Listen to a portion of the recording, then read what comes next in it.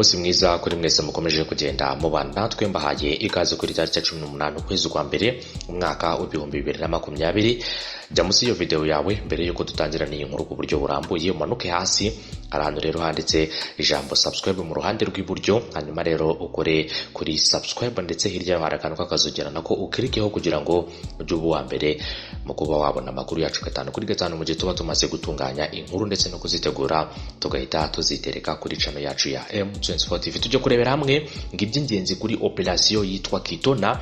Ni operation yasabye ingabo za RDF Amayeri ahambaye ngo kugira ngo rero badafasha Savimbi. Nkuko rero mu mwaka wa 1996 ngo nyuma imyaka igera kuri 2 ingabo za RPA zagaritse jenoside yakorewe abatutsi, ingabo z'u Rwanda zagiye muri Repubulika ya Kongo gucura impunzi z'abanyarwanda zari zarahungiyeyo ndetse no kuzitandukanya n'abasirikare bari mu ngabo zatsinzwe za ex-FAR. General James Kabarebe avuga ko rero umwe mu bayoboye urugamba rwo guhagarika jenoside, avuga ko kandi abafaransa ndetse abafaransa na Mumbutu bayoboraga rero Zaire bafashaga abasirikare ba ex-FAR bakabaha ibikoresho ngo bisuganye bazongere batere igihugu cy'u Rwanda. Ibi ngibi rero ngo nibyo byatumye ingabo z'u Rwanda zijya muri Kongo zirwana n'abasirikare bayo zikuraho Mumbutu zishyiraho Laurent Kabila. Hanyuma General James Kabarebe avuga ko nyuma yo gushyiraho Laurent Kabila banafashe umwanya wo kumuyoborera ingabo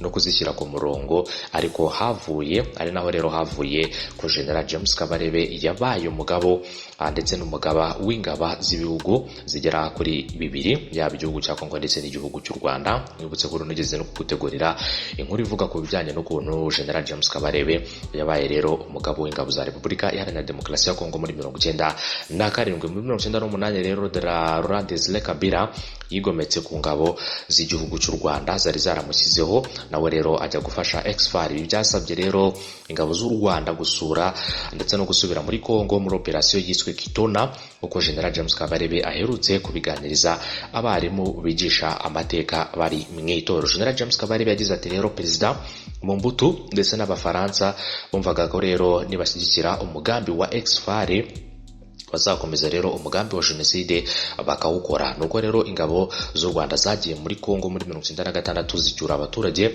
ariko zikomeza muri Kongo zirwana na Mumbutu na ex-FAR, ari naho rero twakuriye ho Mumbutu. Operation Kitona rero yagenze gute? General James Kabari bavuga ko ingabo z'u Rwanda zirwanye na Kabila rero zari zarashyize ku butegetsi ibindi bihugu birimo Chad, Angola, Zambia, Sudan, Zimbabwe byaje mu ntambara bikurikiye imari, mu gihe ingabo z'u Rwanda zo zari zikurikiye umutekano. Ibi bihugu rero byose ngo byagiye mu bitugu bya ex-FAR, intera hamwe na Mayimayi byose birwana n'ingabo z'u Rwanda. Ngo His Excellence Paul Kagame rero yasanze imigambi yose yaracurirwaga Kinshasa, bituma apanga operation Kitona. Aravuga ati rero Kinshasa tugomba gusubirayo. Muri 1996 ingabo z'u Rwanda zari zarakoresheje rero ndetse zari zarakoresheje amezi agera kuri 7 z'Urwanda kugira ngo zigere Kinshasa. Hanyuma rero Perezida Kagame asanga kugira ngo ingabo z'u Rwanda zongere zirwane amezi 7 yandi kugera Kinshasa ari kure cyane. General James Kabari bagize ati rero His Excellency ategeka ko ingabo z'u Rwanda zijya kuri Goma, hanyuma rero zigafata indege ya Airways Zaire, hanyuma zikayishimuta zigafata imbunda ku bapilote, hanyuma bakadutwara ku kibuga cyitwa ndetse bakanadutwara ku kibuga cyitwa Kitona. Ikibuga rero cy'indege cya Kitona kiri ku nyanja ya Atlantique, cyubatse rero ndetse cyanubatswe n'abanyamerika mu ntambara y'ubutita. Ni ikibuga kinini cyane ingabo z'u Rwanda rero ngo zari zizi rero n'abasirikare bahari kuko bari barahayoboye. Ingabo za Kongo zizi imbaraga z'abasirikare ba Kongo nizo badafite. Yagize ati rero abasirikare bacu bageze Kitona, indege iragwa, batangira kurwana n'abasirikare ba Kongo. Ubwo rero ati murumva ko abasirikare bagiye mu ndege n'abasirikare 100 n'abandi bararwana na batayo cyangwa se barwana na batayo y'abakongomani basanze ku kibuga. Abasirikare bacu rero bafata ikibuga hanyuma barabaneka. Ingabo rero ngo z'u Rwanda zimaze gufata ikibuga cy'indege cya Kitona, nibwo abandi basirikare babonye guhaguruka mu Rwanda berekeza Kitona. Kuva Kitona ujya Kinshasa ni hafi rero kurusha kuva mu Rwanda ujya Kinshasa, niyo mpamvu ngo ingabo z'u Rwanda zahisemo guca Kitona. Kuva rero mu Rwanda ujya Kinshasa ni ibirometero 2000, mu gihe kuva Kitona ujya Kinshasa ari ibirometero 500 byonyine. Ingabo z'u Rwanda rero ngo zari zamaze kugera muri Kongo, Kasayi, Kisangani ndetse n'ahandi. Zari Kitona zarwanye zigera rero Kinshasa, nubwo rwari urugamba rutoroshye kuko Kabila yari yaramaze guhuriza ndetse no guhuruza bya bihugu birimo Angola, Zambia, Zimbabwe, Sudan ndetse na Chad. Angola yinjiye mu ntambara yahise ijya ku kibuga cya Kitona ifungura amayira. Rero ingabo z'u Rwanda rizongera rero kubona ibyo kurya imiti n'abandi basirikare. Rero u Rwanda rwashoboraga kohereza. Perezida Kagame icyo gihe yari vice president, yabwiye abasirikare ngo nibareke iyo operasiyo hanyuma bitahire. Aho rero ndetse abo barwanaga nabo barababwira ngo kugira ngo tubareke nuko mushyira intwaro hasi mukamanika amaboko. Kagame yagize ati rero nta ngabo z'u Rwanda zishobora kumanika amaboko bibaho. Kagame yabwiye izo ngabo ko hari inzira zigera kuri 2 zishobora rero ndetse zabasohora muri Kongo. Imwe rero yari ukujya muri Kongo Brazzaville bagafata ikibuga cyitwa Pointe Noire, u Rwanda rukohereza indege, hanyuma rero rukohereza indege zikabakura. Indi nzira rero ngo yari ukujya muri Angola, hanyuma rero bakareba ikibuga kiri hafi bakagifata, u Rwanda rukohereza indege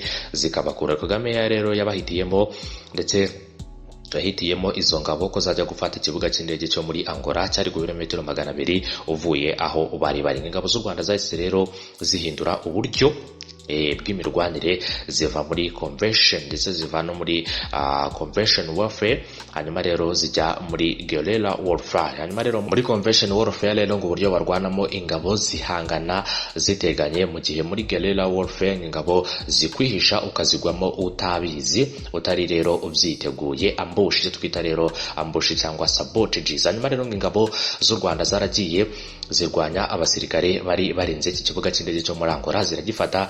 Zimaze kugifata zihura n'imbogamizi y'ikirere kuko ku manywa ikirere cyabaga cyuzuye ingabo z'ibihugu byari byarinjiye mu rugamba. General James Kabarebe avuga ko rero ingabo z'u Rwanda zahise zisubira muri Kongo zizana moteri, nijoro zikajya zicana rero amatara, indege z'u Rwanda zikajya ziza zigatwara abasirikare b'u Rwanda zikabataha. Babanje gutaha rero abatamenyereye intambara n'inkomere.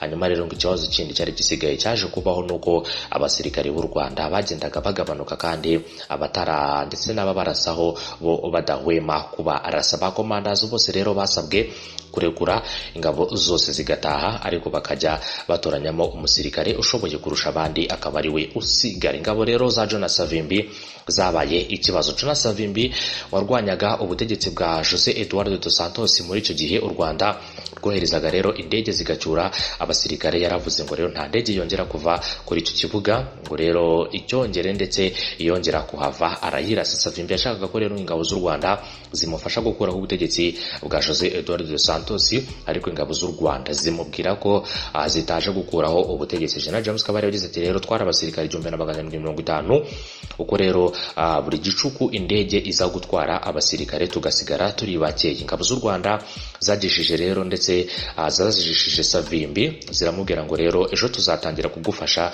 Zifata abasirikare bamwe zibaha umuka cyangwa se umukamba ndetse rero n'umukamanda, bajya rero mu birometero 80. Ziramubwira ngo rero zana abasirikare bawe dupange operasiyo. Hanyuma rero uwo mukamanda yari yahawe amabwiriza ngo nibegera saa 4 z'ijoro ahite akora ku basirikare be bagacika Savimbi. Kabarebe yagize ati rero kubw'amahirwe uwo mukamanda twari twasigiye abo bana bo kwa Savimbi ku ndege. Hanyuma baraza rero tujya mu ndege turaza tugera mu Rwanda, nta musirikare wacu n'umwe dusize muri Kongo cyangwa Kitona. Ibyo ngibyo ari bimwe mu byagiye biranga urugamba ndetse na operasiyo yiswe Kitona, akaba ari operasiyo umva ko yabereye ku kibuga cy'indege. Ubwo rero abasirikare b'igihugu cy'u Rwanda bashakaga rero kuva muri Repubulika Iharanira Demokarasi ya Kongo, ariko bakabura uburyo bavayo. Hanyuma rero baza kwigira inama yo kujya muri Angola, cyane cyane rero ko Angola nayo yari iri mu bibazo bijyanye rero no gufata ubutegetsi ku nyeshyamba ya Jonas Savimbi. Yashaka gukuraho rero ubutegetsi bwa Eduardo dos Santos, bagashaka ko rero ingabo z'igihugu cy'u Rwanda zibafasha muri ako kazi kose, ariko rero baza kubyanga. nk'uko Kabarebe yakomeje kugenda abivuga, banakoresha amayeri menshi yatumye rero bava aho ngaho muri Angola. Nta musirikare n'umwe uhasigaye ndetse rero bagera mu Rwanda amahoro nk'uko yakomeje kugenda abigarukaho. Ingabo z'igihugu cy'u Rwanda rero zagiye zikora akazi kenshi kandi gakomeye mu bihugu byinshi bigiye bitandukanye, yaba rero muri Repubulika Iharanira Demokarasi ya Kongo, ndetse rero twanakubwiye ko General James Kabarebe yabaye umugaba mukuru w'ingabo muri kiriya gihugu cya Repubulika Iharanira Demokarasi ya Kongo, ikindi kandi anaba umugaba mukuru w'ingabo z'igihugu cy'u Rwanda. No kuvuga ko rero yabaye umugaba mukuru w'ingabo mu bihugu bigera kuri 2. Ndabashimiye, mugire umunsi mwiza, munakomeze kugenda mubana natwe mu makuru yacu buri munsi tuba twagiye tubategurira. Inkuru zacu nakagaruka, mukomeze mukore kuri subscribe ndetse munanyeganyeze akazogera, hanyuma mukomeze kugenda mugira ibihe byiza. Ndabashimiye, mugire umunsi mwiza, munagire umugoroba mwiza kuri mwese n'ibihe byiza muherereye hose.